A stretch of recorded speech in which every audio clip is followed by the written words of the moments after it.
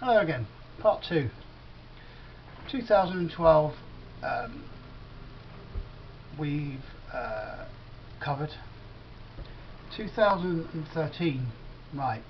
2013 there was a meeting held with myself, Debbie Grant and Dale Fletcher, and that was on the 21st of January, where Dale Fletcher introduced to somebody that we knew because he'd worked for MQD Security, and he said to us that he'd like to come on board and help, and my view was that as I didn't want to be dealing with store holders, he said he could deal with store holders. He'd had a lot of experience in business management. He also said that he'd worked in the bar industry, and he would be able to get us a better deal for the bar. I made it clear to him that the bar deal would have to be something special to take away what we've already got, because where the event starts with not a penny in the till, the money that the bar company put forward, the 17,000 or 20,000, depending on how many days we were running, is a tremendous amount to us. We get that up front so we can pay for some of our upfront costs. And Mr. Cobb said he could better that. Now, bearing in mind that I was the license holder, Graham Grant was also the license holder, but he didn't. He was too busy to be heavily involved at all. Debbie also said that she could no longer be involved, so that was GS Services out of the window, but they would be suppliers, and she would act as safety officer for the event in 2013. So off we went, really. So that left myself, Dale and Paul. Paul went off and set up a company called Gosport Festivals Limited, where we said, we asked him to set up a bank account for the festival, for the community event, but having done that, we asked him to add directors so it could be more transparent, because it's a community event and doesn't belong to anybody. If that was the case, then DLP Festival Management could have run it, but it wasn't run for profit by my company. I just used my skills as I had done over the years,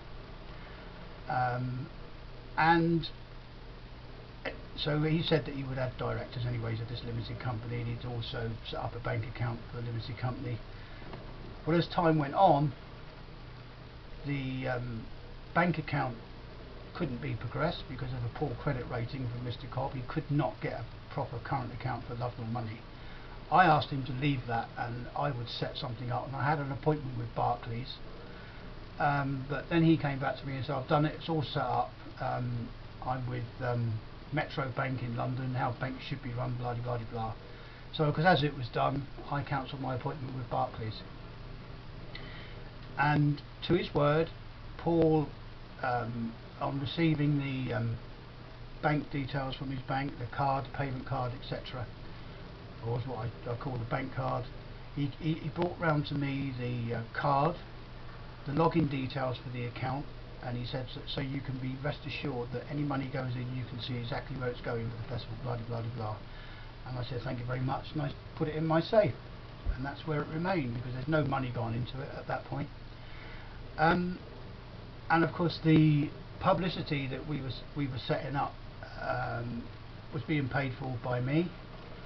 I handed over the gospelfestival.org, and Paul asked me to buy some domain names for Gosfest, and the gospelfestival.org would be the address, but we would bounce these other domain names, the Gosfest domain names, so people would type in Gosfest or Gosfest 2013 or 14, whatever it was, and they would go straight to the website, to which he had full control over.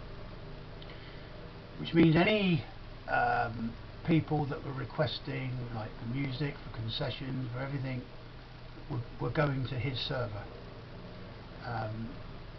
And he had full control over all of that. I wasn't alarmed at that at the time. You know, he was responsible for stores and whatever, so it didn't really bother me at that time. Anyway, I asked him how he was getting on with sponsorship, because he said he would do some of that. He said he hadn't done any, he hadn't got any, he'd been a bit busy, or he'd not been well, or whatever.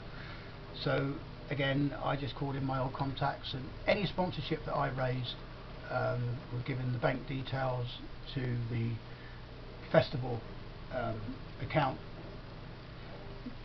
which went to the Metro Bank, which, as it transpires, was solely in the name of Paul Cobb, not a current account. It was just a savings account, to which there was two, and over a period of time money kept getting moved from one to another, and there was one transaction that I noted,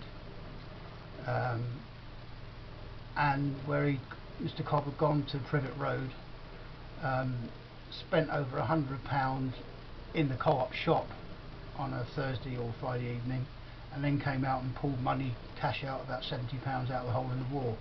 When I questioned him on that, he said, well, you know, I'm on JSA, I don't have any money, and I've got living expenses. To which I went back to him and said, listen, this money doesn't belong to you, it doesn't belong to me, it belongs to the event. And his response to that was, well, it's a business now, and it's my business. And that alarmed me greatly. So I reported that to the police. The police took a few weeks looking at all the paperwork, and their response was, Mr. Cobb has acted underhandedly, and but he hasn't committed as yet a criminal offence.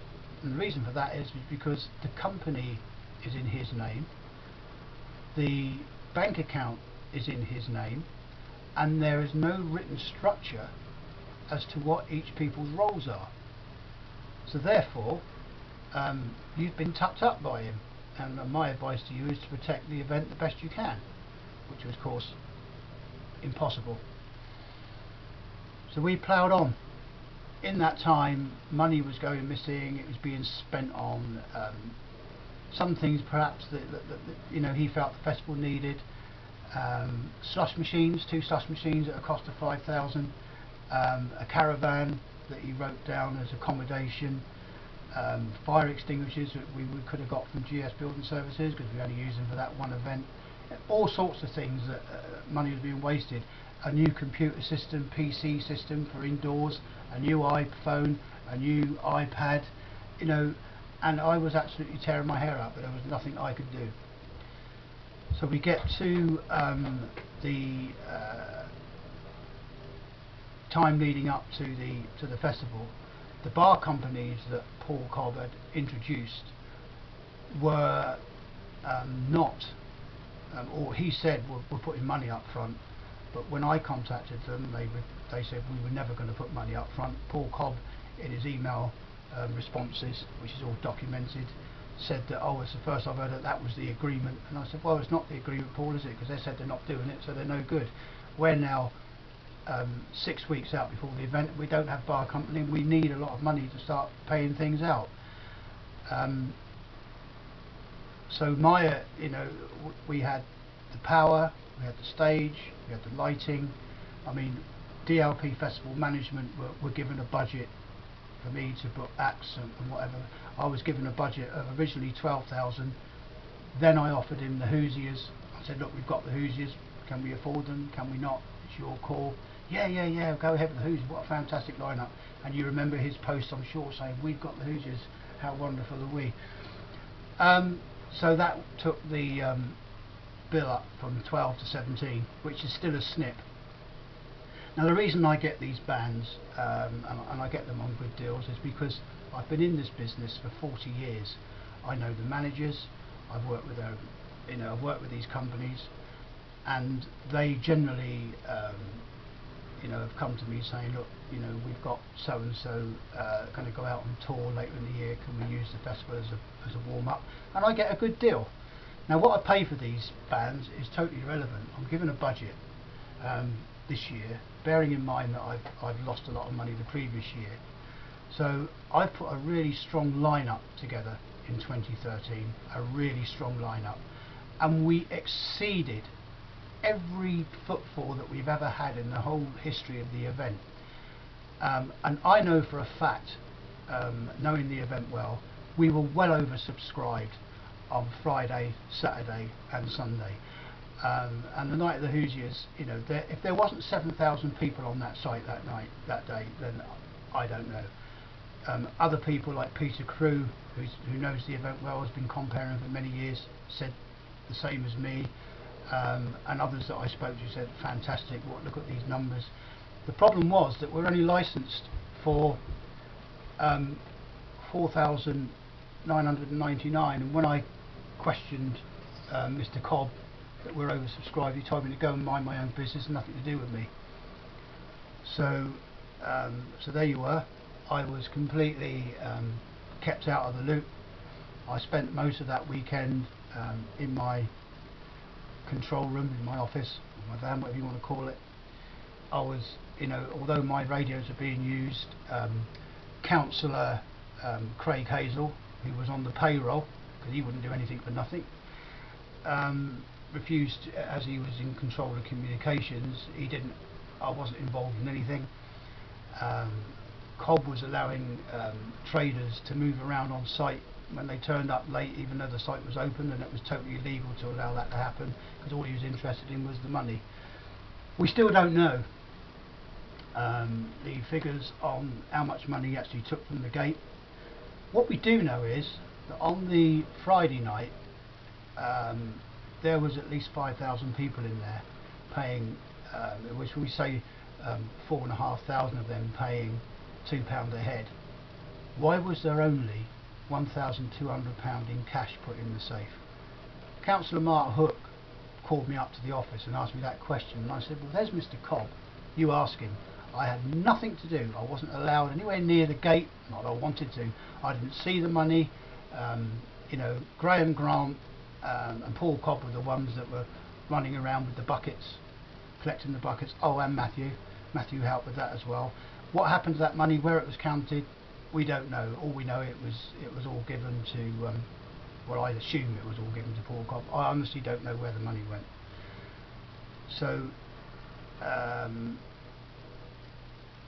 that is one part of it. Paul Cobb, going back slightly at the outset, drew up his own spreadsheet of what needed to be paid, the companies that needed to be paid. Outstanding to this date, which is the you know, painful thing to say, is that the PA company, the stage company, the power company and the lighting company have not been paid. Despite his written evidence to say that he would pay them all on the Friday and Saturday, he has not paid anyone. But what he has done, he has blamed or attempted to shift blame over to me by making out that he didn't book them. Well, he certainly didn't book the stage and the lighting, that's true, because they're the same people every year, there was no need to book them. But he certainly did book the power company, and they haven't been paid either. So the main infrastructure of the event have not been paid. But somehow, for somebody on JSA, managed to get to the south of France with his girlfriend and kids on holiday. Not bad for somebody on 40 quid a week, but you make up your own influences there. That's the end of 2013. As much to say that in September, October 2013, when Cobb had asked me to invoice him for the stage and the PA, I spoke to him. I said, well, why should I do that? These are your bills.